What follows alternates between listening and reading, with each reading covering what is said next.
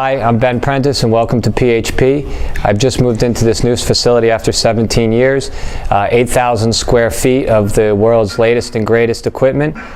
The latest and greatest piece that I've just gotten is, well, I've had it for a year now, is the 1080 Quantum.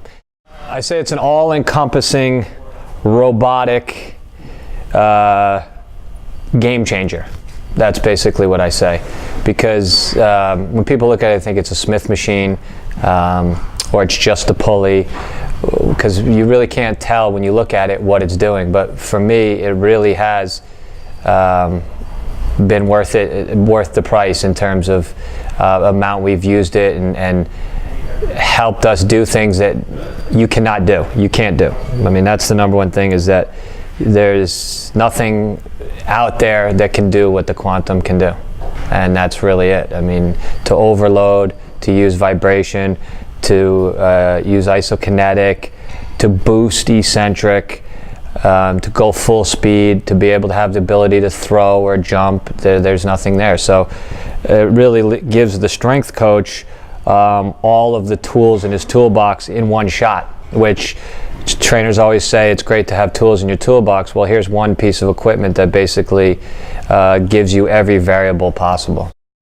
One of the things that I like it for that it's not famous for is using in our structural phase, where we're just using small muscles, and people wouldn't think of it as a huge selling point, but when you ask any of my athletes, one of the things they hate the most, which means it's one of the most effective, is doing abductor, adductor, dorsiflexion, anterior tibialis, and rotator cuff and trap 3 work is unbelievable, for the fact that we can use a 2-to-1 eccentric to concentric ratio and move at different speeds has really been effective for us.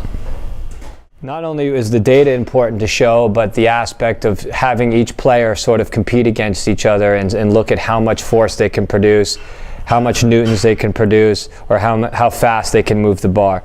All 3 of those things are hugely important in the game, but also it's important for the athletes to get better in season, which is a very difficult, or typically a maintaining thing, where now we've actually seen athletes through isokinetics get stronger in season. So when they go back to dynamic bench with bands, or dynamic squat with bands, or those kind of lifts, we've actually seen them produce more force after a phase in the 1080.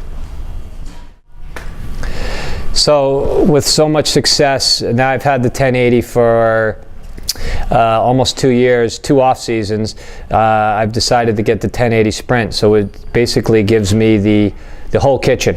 I'm now able to do vertical and horizontal production, and for me, the most valuable tool will be to bring the 1080 Sprint on the ice. So I'll be looking forward to giving a lot of info on that this coming off season.